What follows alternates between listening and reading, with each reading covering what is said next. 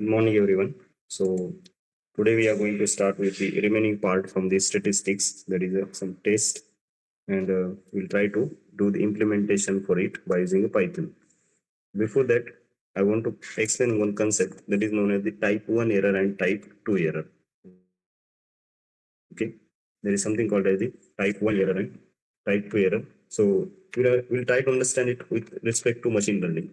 Okay, the concept that we are going to use in a machine learning, that way we will try to understand it. जसं machine learning मध्ये use करणार आहे त्या पद्धतीने समजून घेण्याचा ट्राय करू. ठीक आहे. So what is topic?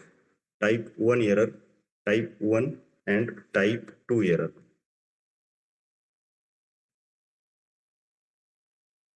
So whenever we are predicting something, we are having some actual values. तुमच्याकडे काय असतात काहीतरी ऍक्च्युअल व्हॅल्यूज असतात, त्याला म्हणतो आपण वाय ए, आणि मॉडेल जे प्रिडिक्ट करून देतं आपल्याला ते काय असतं, predicted values, that is we call it as a Y P. अशा पद्धतीने आपण वर्क करतो. ठीक आहे. There are some actual values, there are some predicted values, right. So suppose I am having 10 values, की जो डेटा सेट आहे आपला तो किती व्हॅल्यूजचा आहे, 10 व्हॅल्यूजचा आहे, आणि ऍक्च्युअली काहीतरी त्याला व्हॅल्यू आहे आणि मॉडेलनी प्रिडिक्शन काहीतरी दिलंय. 10 रेकॉर्ड्स वी आर हॅव्हिंग 1 2 3 6 8 आणि 10 अशा पद्धतीने रेकॉर्ड्स आहेत तुमच्याकडे. ठीक आहे. द सपोज रॅन्डम व्हॅल्यूज घेतो मी, की non diabetic, diabetic, non diabetic, diabetic, diabetic, non diabetic, diabetic, म्हणजे 10 10 ह्या फॉर्म मध्ये तुमच्याकडे काय आहेत, व्हॅल्यूज आहेत. ठीक आहे. इथपर्यंत okay. Yes, is it clear till now? अशा व्हॅल्यूज येतात ना आपल्याकडे क्लासिफिकेशनच्या याच्यामध्ये. समजा आपण असं प्रेडिक्ट करतोय की पर्सन डायबेटिक आहे का नाही, तर त्यासाठी काय येईल, की डायबेटिक असेल तर 1, नॉन डायबेटिक असेल तर 0. की पर्सन डायबेटिक होता, मॉडेलने पण प्रेडिक्ट काय केलं, सॉरी नॉन डायबेटिक होता, मॉडेलने पण प्रेडिक्ट काय केलं, नॉन डायबेटिक निगेटिव्ह. नंतर 0ला 0, 1ला 1, पण इथं नॉन डायबेटिक होता आणि मॉडेलने प्रेडिक्ट काय केलंय, 1 केलंय. त्याच्या वाईस वर्सा इथं झालं की डायबेटिक होता आणि नॉन डायबेटिक असं मॉडेल देतंय. So this things happen, right. This things happen. Suppose 0 again 1, समजा हे 1 आणि हे 1. तर तुम्ही इथं आता ऑब्झर्व करा की काही प्रिडिक्शन 0 ॲज अ 0 झालेत, काही प्रिडिक्शन 1 ॲज अ 1 झालेत, बट काही वाईस वर्ष झाले की ऍक्च्युअली 0 होता पण 1 झाला, ऍक्च्युअली 1 होता पण 0 झाला. इथपर्यंत कळालंय? असे प्रिडिक्शन्स येतात. म्हणजे ह्या ऍक्च्युअल व्हॅल्यूज आहेत तुमच्याकडे, ज्या तुमच्याकडे ऑलरेडी डेटा सेटमध्ये आहेत, आणि त्या तुम्ही प्रिडिक्टेड व्हॅल्यू सोबत कम्पेअर करतं मॉडेल, आणि त्यानुसार मग ऍक्युरसी, प्रिसिजन, एरर ह्या गोष्टी सगळ्या कळतात. आता काय फाइंड आउट करायचं आहे आपल्याला, ही एरर फाइंड आउट करायची. म्हणजे ऍक्च्युअल व्हॅल्यू वेगळी होती आणि प्रिडिक्शनची व्हॅल्यू वेगळी आली. ही जी काही एरर असणार आहे त्या 2 एरर येतात, टाईप 1 एरर आणि टाईप 2 एरर. त्या प्लॉट करण्यासाठी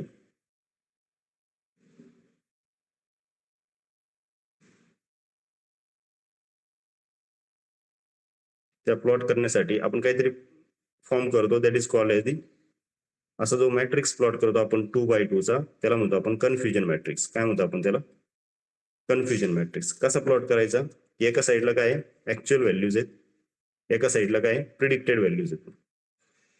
एका साईडला काय घ्यायच्या, ऍक्च्युअल व्हॅल्यू घ्यायच्या, एका साईडला काय घ्यायच्या, प्रिडिक्टेड व्हॅल्यूज घ्यायच्या. दोन्हीमध्ये पण कसं आहे बघा, 0 1, आणि सुरुवातीचा ब्लॉक काय असणार आहे, 0 आणि 1, राईट. की 0चं प्रिडिक्शन 0 झालं, 0चं प्रिडिक्शन 1 झालं, 1चं प्रिडिक्शन 0 झालं, आणि 1चं प्रिडिक्शन 1 झालं. एवढ्या व्हॅल्यूज इथे येतील सगळ्या. आता हे जर आपण याच्यात पुट करायला गेलं, तर पुट करायला गेल्यानंतर व्हॅल्यूज कशा येतील सांगा मला. पुट करायला गेल्यानंतर व्हॅल्यूज कशा येतील, की याच्यासाठी काही टर्म्स आहेत, की ट्रू प्रिडिक्शन आणि फॉल्स प्रिडिक्शन. ट्रू प्रिडिक्शन आणि फॉल्स प्रिडिक्शन. त्यात परत जे प्रिडिक्शन झालंय ते निगेटिव्ह आहे की पॉझिटिव्ह आहे असं आपल्याला आपण याला टर्म देतो, की ट्रू निगेटिव्ह. टर्म्स काय आहेत त्या बघा, ट्रू निगेटिव्ह,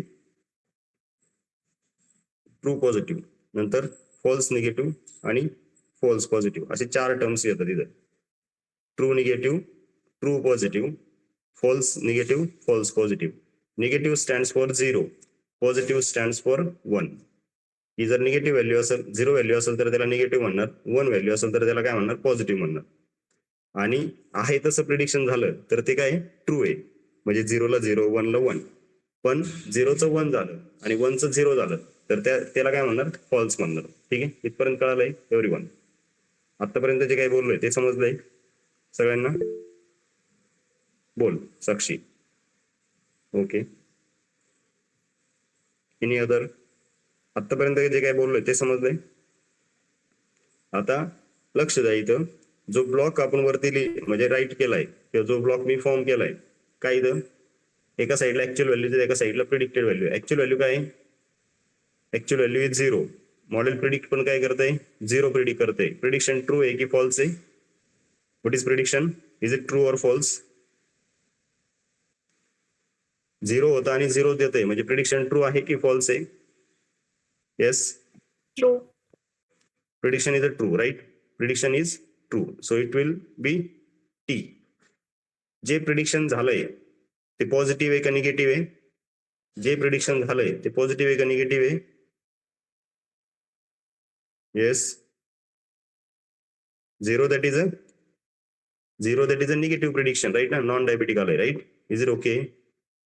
म्हणजे याला मी ट्रू निगेटिव्ह लिहू शकतो. इथं जे काही प्रिडिक्शन्स येतील हे सगळे काय आहेत? ट्रू निगेटिव्ह आहेत. Is it okay till now everyone? हे समजून घ्या, कारण मशीन लर्निंग मध्ये हा मेजर कन्सेप्ट. कळतंय का Khushi, Diksha? Yes. Next, actual value काय होती? Actual value was 1.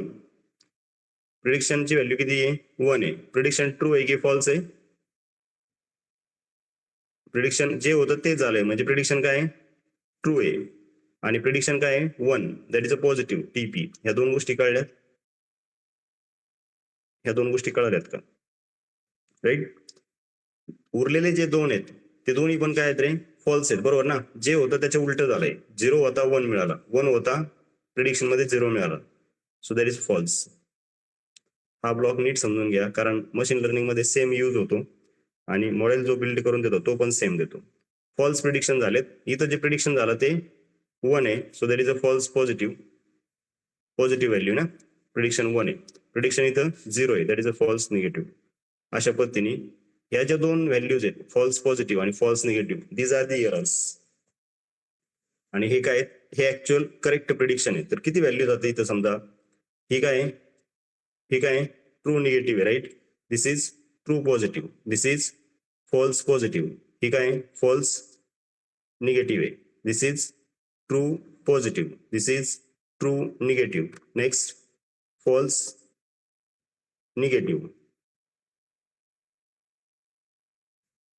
False positive, true positive, true positive.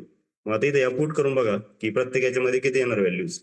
Yes, so true निगेटिव्हच्या व्हॅल्यूज किती आहेत? 1, 2, दोन व्हॅल्यूज काय आहेत? ट्रू निगेटिव्हचे आहेत, right?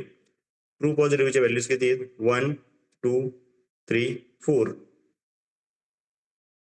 Right? 4 values are there for the true positive prediction.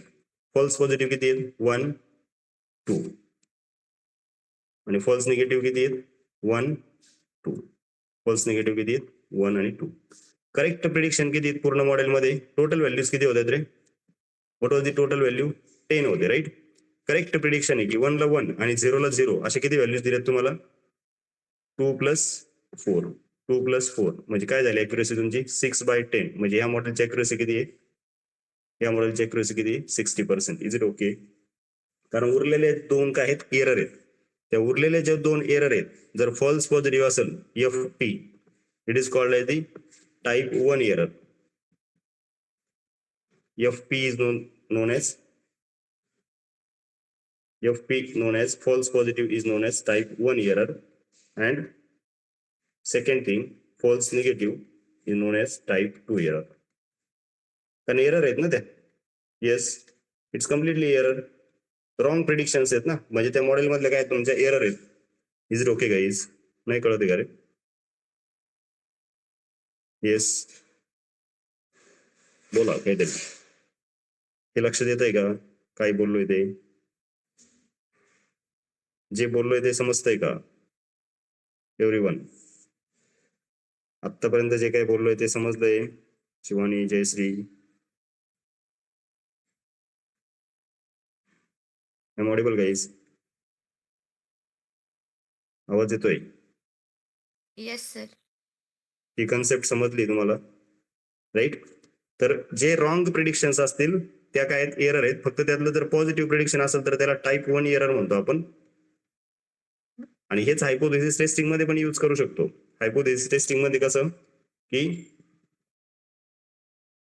For example तुम्ही नल हायपोथेसिस रिजेक्ट केला, null hypothesis is rejected when it is a true.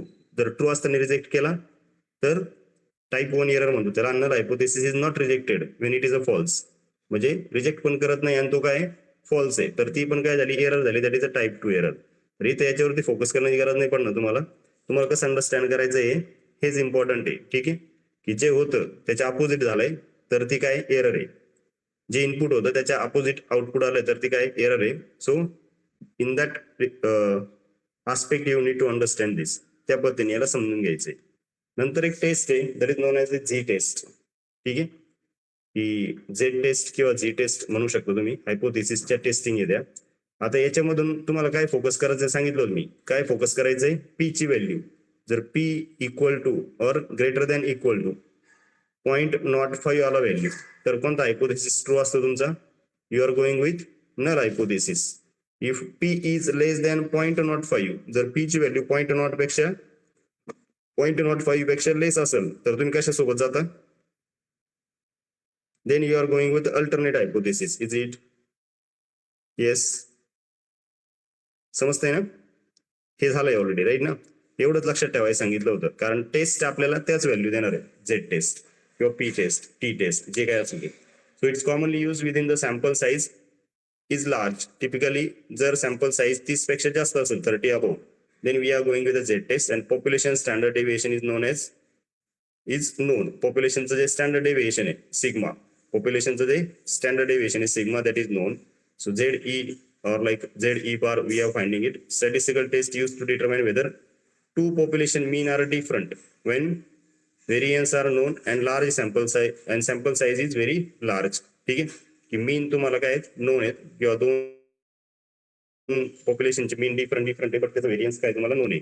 आणि स्टँडर्ड जर व्हेरियन्स नोन असेल तर ऑब्विसली स्टँडर्ड डिव्हिजन पण काय असेल, नोनच असेल. Because you know variance is equal to sigma square. Variance काय असतो रे? सिग्माचा स्क्वेअर असतो. Okay, so this is how it is working. आता याला म्हणजे अनालिटिकली काय आपण कॅल्क्युलेट करणार नाही.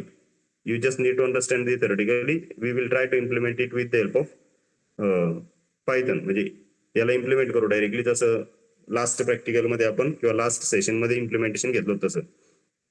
फर्स्ट ऑफ ऑल काय करतो आपण, what we do, formulate the null hypothesis, H naught म्हणू शकतो तुम्ही किंवा H zero, and alternate hypothesis. Z score calculate करू शकतो आपण इथे, बरोबर ना? काय झेड स्कोरचा formula? Z score is equal to X bar minus mu divide by sigma, आणि याला square root of sample size घेतलेला आहे, square root of sample size. त्याने झेड स्कोर कॅल्क्युलेट करा या फॉर्म्युल्याने. एक्स बार म्हणजे सॅम्पलचा मीन, म्यू म्हणजे पॉप्युलेशनचा mean, sigma that is a standard deviation, आणि एन म्हणजे sample size, right?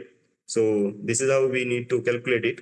Determine the critical value or critical Z value based on the desired significance. Generally value किती आपली, general consideration किती आहे? 0.05 आहे. 0.05 बरोबरच कम्पेअर करायचं आहे always. Compare the calculated Z score with the critical Z value. If the calculated Z score, समजा Z score आलाय तुमचा 0.07, किती आलाय? 0.07 आलाय कॅल्क्युलेटेड वाला. G score is equal to after calculation if it is 0.07 falls with in the critical region. जर त्या region मध्ये असेल तर रिजेक्ट होतो नल हायपोथेसिस. आणि कॅल्क्युलेटेड झेड स्कोर जर त्याच्यात फॉल होत नसेल then we R rejecting the,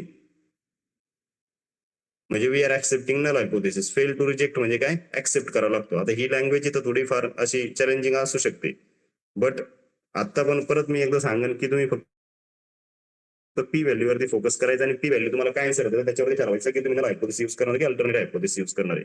And we can draw the conclusion based on the test result, and we can make the inferences about a population based on the sample, right? So that is the inferential statistics we are doing. Already we have seen ki inferential statistics चे under चे topics आहे, right ना? Hypothesis testing, null hypothesis, alternate hypothesis, various test. Those are the topics under inferential statistics. Then there is something called as the t-test. T-test, what is mean by t-test? Statistical test used to determine if there is a significant difference between the means of two groups. ही दोन group तुम्ही analysis करताय आणि त्याच्यामध्ये मीन मध्ये खूप जास्त फरक आहे.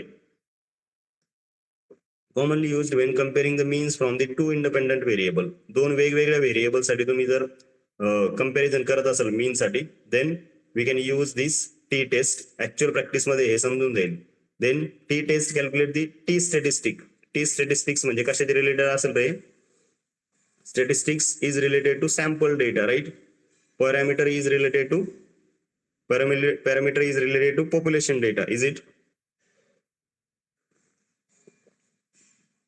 Then the result of test is compared with the critical value or p value, whatever you have determined. Generally it is often 0.05 if difference between the mean is statistically significant. If p value is less than predetermined significance level, null hypothesis, that is there is no difference, right, is rejected. कळतंय का? जर लेस असेल तर null hypothesis तुम्ही reject करणार. म्हणजे कशासोबत जाणार? नल जर रिजेक्ट झालाय, येस, एकच कोणत्या तरी गोष्टी लक्षात ठेवायला. नल जर रिजेक्ट झालाय तर कोणता आहे रे? कोणत्या हायपोथेसिस? अल्टरनेटिव्ह जाणार आहे. कधी? पी इज लेस दॅन 0.05 एवढं लक्षात ठेवायचंय. आणि ऑब्विसली पी जर ग्रेटर आली तरी then you are going with the null hypothesis. Then there is something called is the ANOVA, analysis of variance. अशी एक टेस्ट आहे ज्या डायरेक्टली कॉल करायची आहे. त्या पायथन मध्ये इनबिल्ट मॉडेल आहे सगळ्यासाठी, टी टेस्ट साठी, पी टेस्ट साठी किंवा झेड टेस्ट साठी. ANOVA is a statistical test used to compare the means of 3 or more groups. म्हणजे जास्त ग्रुप्स असतील, समजा 2 साठी, आता जे आधीचे जे 2 बघितले ते 2 इंडिपेंडंट व्हेरिएबल साठी, समजा 3 आहेत. देन त्याच्यातलं स्टॅटिस्टिकल डिफरन्स फाइंड आउट करायचा असेल तुम्हाला, तर मग तुम्हाला काय यूज करावं लागेल? Analysis of variance. Null hypothesis अजून that all groups mean are equal. काय नल हायपोथेसिस काय अजून करतो? सगळ्या ग्रुपचा मीन काय सेम आहे किंवा इक्वल आहे. आणि अल्टरनेट हायपोथेसिस काय म्हणत की at least one group mean is different from the others. समजा 4 ग्रुप आहे तुमच्याकडे, तर 3चा सेम असू शकतो, बट एकचा मीन काय डिफरंट आहे. In that case, you will go with the alternate hypothesis. But 4 इंचा जर सेम आला, then you will go with the null hypothesis. So this is how it is working. Simple आहे. एक assumption आहे, ते assumption जर true झालं तर p ची व्हॅल्यू ग्रेटर दॅन 0.05 येते आपल्याला, आणि आपण त्याच्यासोबत जातो. जर p ची व्हॅल्यू लेस आली तर त्याला रिजेक्ट करायचं आणि अल्टरनेट हायपोथेसिस किंवा मग तिथं नल हायपोथेसिस रिजेक्ट करायचं, right? So what it calculate the F statistic. ANOVA मध्ये एफ स्टॅटिस्टिक म्हणून कॅल्क्युलेट होतो, which is the ratio of variance between 2 groups to the variance within a group. त्या 2 group मधला आणि प्रत्येक ग्रुपचं इंटर कोरिलेटेड जे काही व्हेरियन्स येईल तो कॅल्क्युलेशन करतो. And this is happening in a back end everything. हे सगळं कशासोबत म्हणजे कसं वर्कआउट होतं? बॅक एंडला वर्क होतं, ठीक आहे? So F statistics is sufficiently large if variance between 2 groups और variance between groups is significantly greater than variance within a group. ही 2 ग्रुप मधला जो व्हेरियन्स आहे तो प्रत्येक ग्रुपमध्ये तुम्ही इंडिव्हिज्युअली जो कॅल्क्युलेट केला व्हेरियन्स त्याच्यापेक्षा खूप जास्त आहे. The null hypothesis is rejected. You will go with alternate hypothesis indicating that there are significant differences between the group means. जर ग्रुपच्या ऍव्हरेज मध्ये, मीन्स म्हणजे काय? What you are calculating over here? Average values. जर त्या average value मध्ये significant difference आला, then you will go with alternate hypothesis. Alternate hypothesis सोबत जाताय म्हणजे तुम्ही काय करताय? नल हायपोथेसिसला रिजेक्ट करताय. ANOVA does not identify which specific group means are different from each other. It only determines if there is a statistical significant differences somewhere among the group. फक्त त्याच्यामध्ये डिफरन्सेस आहे असं तो शो करतो, right? So will try to implement some of the test. नंतर एक chi square test म्हणून आहे, right? So that chi square test is use. आता याचं इम्प्लिमेंटेशन नाही आपल्याकडे. फर्स्ट जे आहे झेड टेस्ट असेल, टी टेस्ट असेल, अजून एक पी टेस्ट असू शकते आणि ANOVA, असे 3-4 टेस्टचे इम्प्लिमेंटेशन आहेत. Used to determine whether there is a significant association between categorical values. किंवा कॅटेगरिकल व्हेरिएबल सोबत वर्क करायचं तुम्हाला, की समजा ट्रू फॉल्स असं आहे तुमच्या आउटपुटमध्ये की 0-1. आता जे एक्झाम्पल घेतलं आपण टाईप 1 आणि टाईप 2 एरर साठी, किंवा डायबेटिक नॉन डायबेटिक, ठीक आहे? डायबेटिक आणि नॉन डायबेटिक असे 2च कॅटेगरीज आहेत किंवा 3 कॅटेगरीज आहेत. गुड, बेटर, बेस्ट, ग्रेड दिलाय स्टुडंटच्या. सो अशा टाईपचा जर डेटा असेल, then you are going the chi square test. Compare the observed frequencies of the categorical data to the expected frequencies under null hypothesis, की actual values किती होत्या. समजा true values 0 sorry समजा ऍक्च्युअली असं आहे की 1 1 0 1 0 आणि मला एक्सपेक्टेड काय आहे की 3 ट्रू व्हॅल्यूज एक्सपेक्टेड आहे आणि 2 फॉल्स व्हॅल्यूज एक्सपेक्टेड, राईट ना. What is my expectation, this is actual, आणि प्रिडिक्शन मध्ये पण असंच पाहिजे. पण ते जर मॅच नाही झालं, राईट ना, it compares observed frequencies of the categorical data. Observed frequency किती कॅटेगरिकल डेटा की 1 ची फ्रिक्वेन्सी 3 आहे, 0 ची फ्रिक्वेन्सी 2 आहे आणि एक्सपेक्टेड पण तसंच आहे. पण जर त्याच्यामध्ये असोसिएशन नाही आलं तर नल हायपोथेसिस, मग आपल्याला म्हणजे आपण काय अज्युम करतोय आणि आउटपुट काय मिळतंय ते आपल्याला ठरवायचंय. Filing chi square test commonly used with a contingency table to examine relationship between the categorical variable by comparing observed and expected frequencies across different groups, and it is widely applied in the field such as social science, biology and business. Whenever there is a categorical data, you will deal with the chi-square test. Okay, how to formulate it? Like formulate hypothesis, define null hypothesis and alternate hypothesis आधी define करायचे regarding to the relationship between the variables. Expected frequencies calculate करायचे आधी. Calculate the expected frequency for each category under the assumption independence between the variables. ठीक आहे, जे काही categories तुम्हाला दिले त्याच्या फ्रिक्वेन्सीज कॅल्क्युलेट करा. नंतर chi-square statistic compute करतं model. Compute the chi-square statistic using the formula chi-square equal to summation of observed minus expected चा स्क्वेअर डिवायडेड बाय एक्सपेक्टेड. हा फॉर्म्युला यूज करून त्याचा chi-square फाइंड आउट करतो आणि determine the degree of freedom. Calculate the degree of freedom which depend on the number of categories in each variable. इथं अजून एक parameter generate होतो, that is called as the degree of freedom. किती variables आपण घेतलेले, प्रत्येक test साठी formula वेगळा येऊ शकतो. For example there are 10 independent variables, तर त्याची डिग्री ऑफ फ्रीडम 12 येऊ शकते, असं डिपेंड आहे. ठीक आहे. आणि क्रिटिकल व्हॅल्यू तर ऑब्व्हियसली काय घेणार तुम्ही, अल्फा इज इक्वल टू 0.05 आणि मॉडेल काय देते तुम्हाला, आउटपुट काय देते टेस्ट, ते फाइंड आउट करून मग तुम्ही ठरवू शकता की नल हायपोथेसिस रिजेक्ट करायचा की ऍक्सेप्ट करायचा. Right. So this is how it is working actually. तर इथपर्यंतचा पोर्शन थेरोटिकली कव्हर करायचा होता आपल्याला. ठीक आहे, स्टॅटिस्टिक्सचा तो थेरोटिकल पोर्शन होता, तो इथपर्यंत होता. नेक्स्ट जे आहे that is hypothesis parametric test आहेत. आता जे काय आपण बघतोय, actually there are 2 types of a test. I hope screen is visible. Jupyter file open केली, राईट.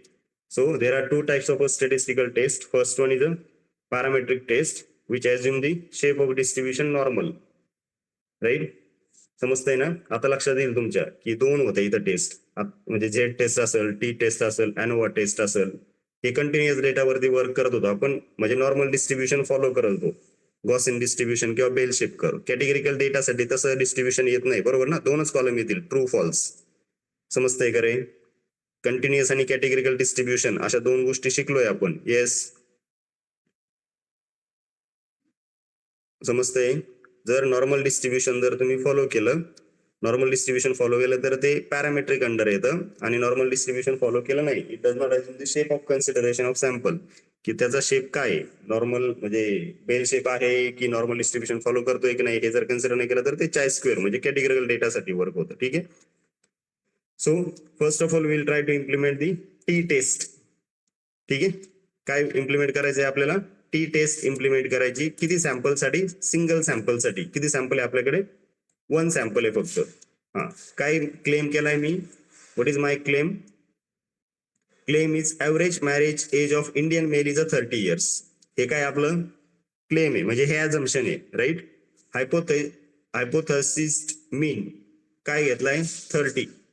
किती इयर्स ऍव्हरेज असं म्हटलंय मी, मीन किती घेतलाय, 30 घेतलाय.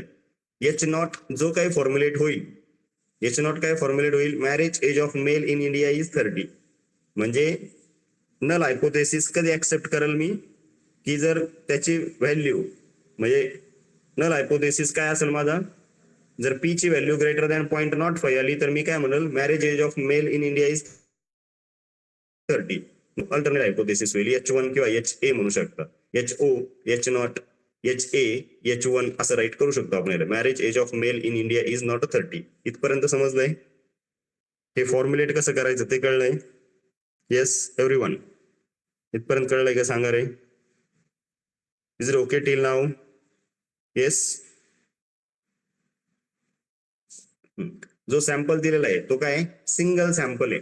इंडियन मॅरेज एज काही पण घ्या, एक लिस्ट घेतली जनरल लिस्ट, आता तुम्हाला बऱ्यापैकी माहिती रॅन्डम व्हॅल्यूज घेतल्यात राईट. आता त्याचा स्क्यूनेस फाइंड आउट करायचा आहे की कर्टोसिस फाइंड आउट करायचं आहे हे तुमच्यावरती. आता हा सॅम्पल याला रन करतो मी. इंडियन मॅरेज एज अशी एक लिस्ट आहे माझ्याकडे, नंबर ऑफ डेटा पॉइंट्स आहेत. फॉर एक्झाम्पल 3 3 6 9 एक 13 पॉइंट्स आहेत. किती आहेत 13 पॉइंट्स आहेत. स्क्यूनेस कर्टोसिस जर फाइंड आउट करायचं असेल तर फाइंड आउट करू शकतो. समजा स्क्यूनेस किती आली, how much is the skewness Indian marriage age, skewness किती येते बघा 0.51, म्हणजे डेटा नॉर्मल डिस्ट्रीब्युशन फॉलो करतोय. कर्टोसिस पण 0.10 आहे, तर ही व्हॅल्यू आता लेस दॅन 3 आहे. तर मे बी डेटा हा लेप्टोकॅटिक किंवा प्लेटिकॅटिक असू शकतो right. Indian marriage age as it is घेतलाय मी. रिझल्ट जो फाइंड आउट करायचा आहे, what is a module, stats is a module from SciPy. काय फंक्शन कॉल करायचंय स्टॅट्स. त्याच्या अंडर काय टी टेस्ट घ्यायची. काय घ्यायची पाहिजे तर याला कॉल करा असं, stats dot T test 1 sample. किती सॅम्पलची टी टेस्ट परफॉर्म करायची, किती सॅम्पल वरती, सिंगल सॅम्पल वरती घ्यायची राईट. देन काय प्रोव्हाइड करायचंय, ज्या व्हेरिएबल साठी वर्क करताय तो व्हेरिएबल, काय व्हेरिएबल इंडियन मॅरेज एज, किती व्हॅल्यू घ्यायची त्याची तुम्हाला 30.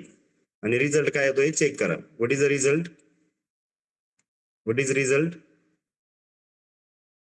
जस्ट चेक की रिझल्ट जो देतोय तो किती देतोय. पी ची व्हॅल्यू काय ते, नंतर डिग्री ऑफ फ्रीडम पण देतोय इथं. Name Indian marriage age is not define. Okay. T test काय आलाय, स्टॅटिस्टिक किती आलाय 1.1 आलाय. स्टॅटिस्टिक काय आलाय, म्हणजे स्टॅटिस्टिक कॅल्क्युलेट होतो प्रत्येक गोष्टीमध्ये राईट ना. त्याच्या सॅम्पलचं जे काही स्टॅटिस्टिक आहे ते कॅल्क्युलेट होतं. याच्यावरती फोकस नाही करायचं आपला. आपलं जे नल हायपोथेसिस आहे कशावर डिपेंड आहे, पी व्हॅल्यू वरती डिपेंड आहे राईट. पी व्हॅल्यू वरती डिपेंड आहे. पी व्हॅल्यू इक्वल टू 0.28 आलाय. डिग्री ऑफ फ्रीडम 12 आलाय. What is the degree of freedom, DF is equal to जेवढे सॅम्पल्स आहेत -1 असे त्याची असं फॉर्म्युला आहे. ही n-1 समजा इथे 13 सॅम्पल्स आहेत. Length of Indian marriage age किती आहे 13 आहे. तर डिग्री ऑफ फ्रीडम किती येईल तर n-1 that is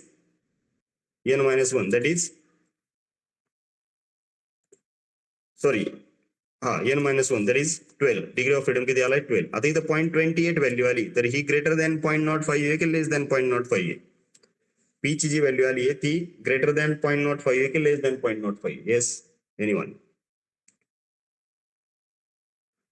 P value is a 0.28 means we are 28% sure that null hypothesis is a true. बरोबर ना.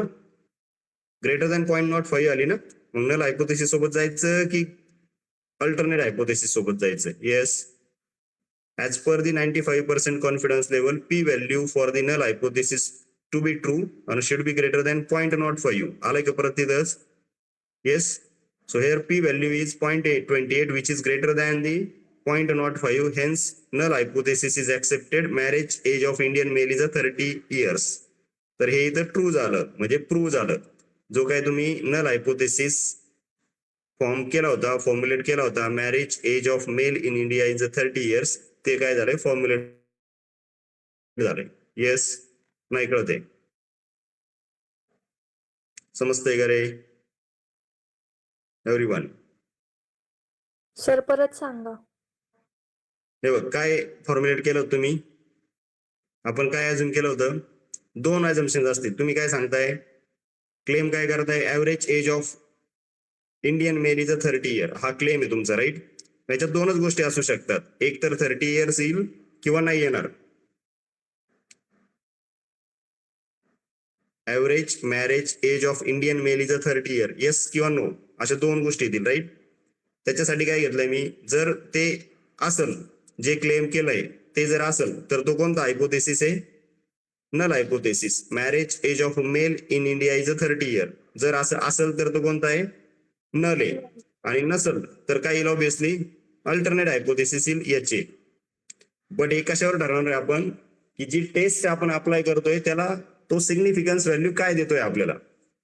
याच्यावरती मी जी टेस्ट अप्लाय केली, स्टॅट्स मधून टेस्ट कॉल केली, टी टेस्ट सिंगल सॅम्पल वाली 1 सॅम्पल वाली, कशावरती या लिस्ट वरती. आणि माझा क्लेम काय आहे 30 years चा क्लेम आहे.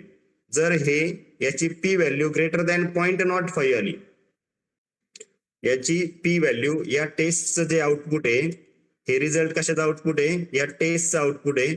याची जर पी व्हॅल्यू ग्रेटर दॅन 0.05 आली तर मी नल हायपोथेसिस जो काही फॉर्म्युलेट केलेला आहे त्याच्यासोबत जाईल. आणि जर पी ची व्हॅल्यू लेस दॅन 0.05 आली तर मग मला कशासोबत जावं लागेल, अल्टरनेट हायपोथेसिस सोबत जावं लागेल, कारण तो आपला रूल आहे. येस. Yes sir. आता या केसमध्ये पी ची व्हॅल्यू किती आली, 0.28 आली, म्हणजे विच इज ग्रेटर दॅन 0.05. मग आपल्याला कोणत्या हायपोथेसिस सोबत जावं लागेल, नल हायपोथेसिस सोबत जावं लागेल. समजतंय का रे सगळ्यांना, लक्ष देतंय? येस. काही डाऊट आहे इथपर्यंत? आतापर्यंत जे काय घेतलं आपण, हे सिंगल सॅम्पल घेतली होती टी टेस्ट. तुम्ही इथं बघू शकता याचा मीन फाइंड आउट केल्यावर तो नियर अबाउट 30च्या अराउंड येतो. मग तो 30च्या अराउंड आहे म्हणजे तो ओके, राईट. आता 2 sample independent T test, single sample साठी पण वर्क होते टी टेस्ट आणि 2 सॅम्पल साठी पण वर्क होती. तर 2 सॅम्पल साठी कशी होते बघा. काय म्हणतोय आपण, आता 2 सॅम्पल घ्यावं लागतील वेगवेगळे. जसं इथं फक्त एकच सॅम्पल होता इंडियाचा, राईट. आता जी काही आपण टेस्ट परफॉर्म केली ती काय होती, सिंगल सॅम्पल साठी होती. नेक्स्ट जी आहे ती 2 सॅम्पल साठी, 2 सॅम्पल इंडिपेंडंट टी टेस्ट.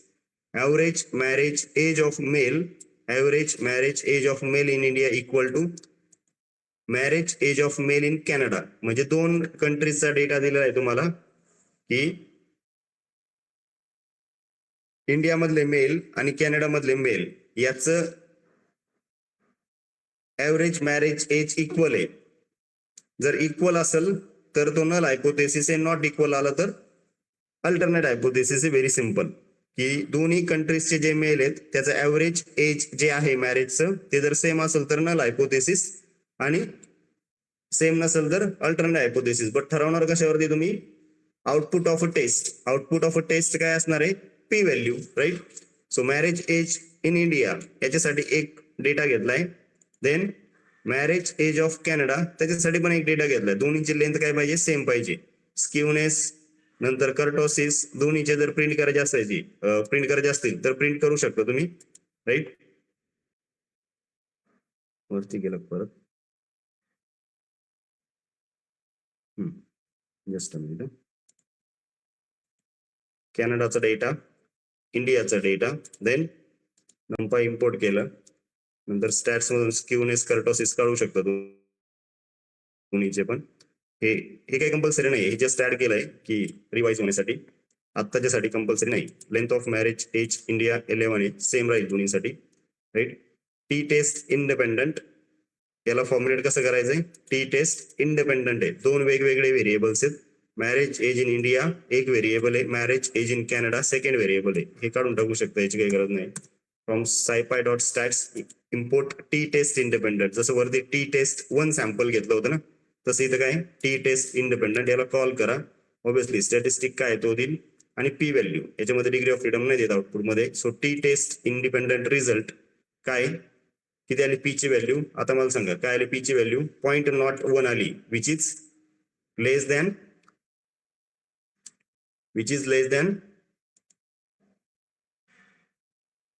0.05, बरोबर आहे का. मग आता जर पी व्हॅल्यू लेस दॅन 0.05 आहे किंवा 0.05 आहे, 0.05 पेक्षा ही व्हॅल्यू लेस आहे, मग नल हायपोथेसिस ट्रू आहे की अल्टरनेट हायपोथेसिस ट्रू आहे इथं, आता तरी सांगा. अल्टरनेट सोबत जावं लागेल. अल्टरनेट काय सांगतो आपला, अल्टरनेट काय डिफाईन केला आपण, average age is not equal, म्हणजे इंडिया मधल्या मेलचं ऍव्हरेज एज आणि कॅनडाच्या मेलचं average age of marriage is not equal, हे तुमचं आउटपुट झालं इथून, कळलंय.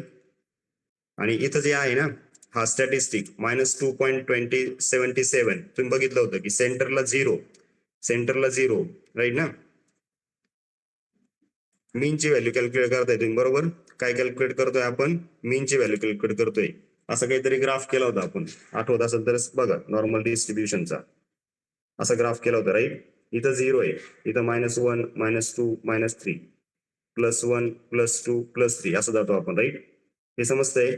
इथं -2.77 आलाय मी, म्हणजे पीची सॉरी स्टॅटिस्टिक जे आलाय ना, स्टॅटिस्टिक जे कॅल्क्युलेट झालंय व्हेरियन्स, आणि कशासाठी कॅल्क्युलेट होतंय, स्टँडर्ड डेव्हिएशन साठी. -2.77 आहे, मायनस व्हॅल्यू आहे म्हणजे ती व्हॅल्यू लेस आहे. स्टॅटिस्टिक्स काय लेस आहे, ऍव्हरेज एज ऑफ म्हणजे ते काय असणार आहे, लेस येत आहे.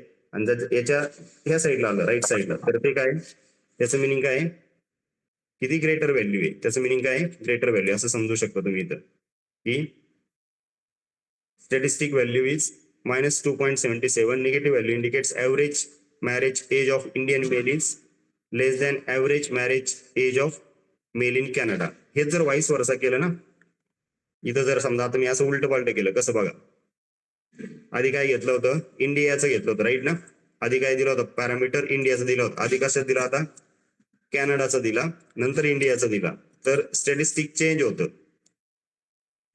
ही व्हॅल्यू सेम आहे ती व्हॅल्यू नाही चेंज होत बट स्टॅटिस्टिक चेंज होतं याचं मिनिंग काय आहे की कॅनडाच्या पीपलचं एज काय आहे ऍव्हरेज एज जास्त आहे प्लस 2.77 आला ना स्टॅटिस्टिक म्हणजे ते राईट साईडला प्लॉट होत आहे समजतंय का स्टॅटिस्टिक काय इंडिकेट करतं इथं की कोणाचं एज जास्त आहे मग सेम नाही ना जर सेम नाही तर मग कोणाचं जास्त आहे yes is it clear Yes, sir. ठीक आहे तर अशी ही टू सॅम्पल कोणती होती टी टेस्ट होती पुढे रिलेशनल टेस्ट पण आहे की टू सॅम्पल रिलेशनल टेस्ट आणि एक एनओ आहे ठीक आहे so two sample relational test मध्ये ही दोन याच्यामधले रिलेशनशिप फाइंड आउट करतोय आपण की दोन गोष्टींवरती म्हणजे एकावरती दुसरी डिपेंड आहे समजा कंपनी काय क्लेम करते की red boule drink make people more active असं काहीतरी कंपनीचं काय आहे assumption आहे hypothesis आहे so we need to check this claim by applying a test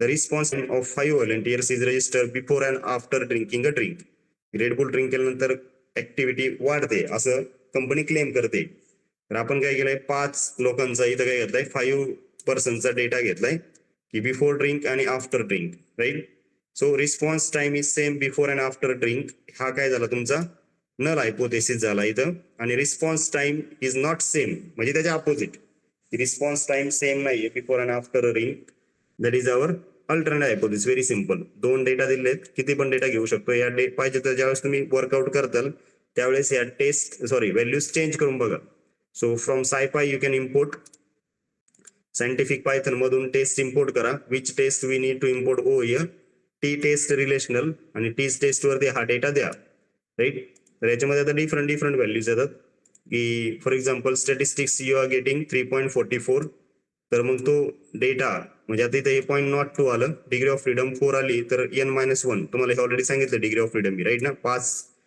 independent variable आहे तर 5-1 that is 4 will be answer P value जर 0.02 आली तर काय आलंय 0.02 चा मिनिंग काय झालं hence null hypothesis is rejected we are going with the alternate hypothesis response time before and after drinking is not a same and T value म्हणजे इथली जी स्टॅटिस्टिक व्हॅल्यू आहे ही काय आली पॉझिटिव्ह आली म्हणजे बिफोरचा डेटा आधी घेतला तुम्ही before time is greater than after time हे कळलंय आता हेच जर मी उलट पालट केलं इथं वाईस वर्सा केलं आफ्टर आरबी जर आधी घेतलं आणि बिफोर आरबी नंतर दिलं तर हा काय होईल -3.44 होईल इज इट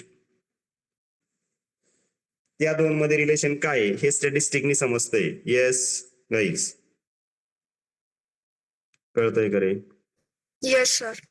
शेवटचं सेशन आहे स्टार्टचं हे समजून घ्यावं लागेल तुम्हाला याच्यानंतर नंपाय चालू करतोय बट राहील इतकं डिटेलमध्ये आणार नाही कधी ऍक्च्युअल वर्किंग मध्ये तुम्ही बट कन्सेप्ट जे आहेत की ऍक्च्युअली वर्किंग चालतं कसं तर मला काही जर अनालिसिस करायचं ठरलं आणि टेस्ट अप्लाय करायची आणि समोरचा विचारतोय हायपोथेसिस कोणता यूज करायचा आहे तर आपल्याला थोडंफार बोलता यायला पाहिजे त्याच्या रिलेटेड राईट या सगळ्याचं समराईज असं आहे की तुम्ही पी व्हॅल्यू वरती फोकस करा सगळं कशावर डिपेंड आहे तुम्ही बघितलंय याच व्हॅल्यू वरती डिपेंड आहे याच्यावर तुम्ही ठरवताय की नल हायपोथेसिस यूज करायचा की अल्टरनेट यूज करायचा नेक्स्ट अनालिसिस ऑफ व्हेरियन्स जी लास्ट टेस्ट घेतली होती आपण की ANOVA 6 volunteers were given coffee, lemon water and Red Bull in 3 consecutive days respectively and reading of their respective time or reaction is noted below.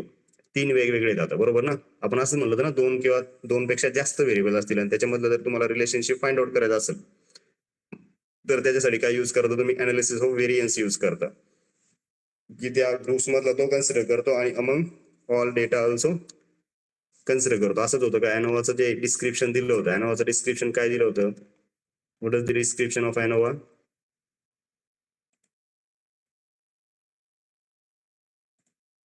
काय find out करतो, assumes that all group mean is equal and assume that all at least one group is different. तर मग तसं workout करायचं इथं. आता जे काही तुम्ही अनालिसिस करताय की समजा याचा रिस्पॉन्स टाइम सेम आहे की नाही असं आपण चेक करतोय कॉफीसाठी, लेमन वॉटरसाठी आणि रेड बुलसाठी. काय हायपोथेसिस डिफाईन केला मी, response time after drinking in the morning any drink is same, की ऑब्विसली रिस्पॉन्स टाइम सेम असेल किंवा सेम नसेल. हे दोन हायपोथेसिस झाले तुमचे. Null hypothesis that is response time is the same. Alternate hypothesis that is the response time is not same, right? Obviously your result will be based on the p value. म्हणजे p value वरून तुम्ही ठरवणार आहे. From SciPy import f one way ANOVA, म्हणजे f statistic note कर म्हणजे denote करण्यासाठी f value होती. तर ऑलरेडी हे डिस्कस झालंय I hope. Yes, so f statistic use करतो आपण इथं. मग f अंडरस्कोर ANOVA असं याचं इंडिकेशन आहे. हे जर कॉल करायचं असेल तुम्हाला फ्रॉम SciPy.stats तर f अंडरस्कोर टाईप करा, टॅब हिट करा. सजेस्ट करतोय का बघा, from SciPy.stats f one way ANOVA असं याचं पेजचं नाव आहे. f अंडरस्कोर वगैरे असं काही देतंय का चेक करा. ठीक आहे. And what you need to provide, coffee, lemon water आणि Red Bull, right? So this is how it is working. F one way ANOVA, one way घेत नाही असं वाटतंय मला. हा आलाय, ओके. वन वे, ठीक आहे. रन करा. Name coffee is not define, okay. F one way result किती आला, स्टॅटिस्टिक्स 0.69, म्हणजे हे सगळ्यात कॉफीचा ग्रेटर आहे असं म्हणू शकतो तुम्ही. p व्हॅल्यू 0.51 आली. So we accept null hypothesis. ठीक आहे, सिमिलर आहे असं म्हणू शकता इथं. So response time after drinking in the morning any drink is the same. Response time सगळ्याचं काय सेम आहे असं इथं प्रिडिक्शन आलं. Is it okay guys? लक्षात आलंय का रे? Okay, so this is how you need to work. अशा प्रकारच्या टेस्ट आहेत, डिफरंट टेस्ट आहेत. कोड तर लगेच कळतो तुम्हाला, बट आपण काहीतरी ऍझ्युम करतो आणि ते जे आपण ऍझम्पशन केलंय ते ट्रू आहे की फॉल्स आहे हे आपण प्रिडिक्ट करतो. Everything is depend on p value. सगळं कशावरती डिपेंड आहे, या p व्हॅल्यू वरती डिपेंड आहे. Okay, so you need to work like this. Fine, thank you guys.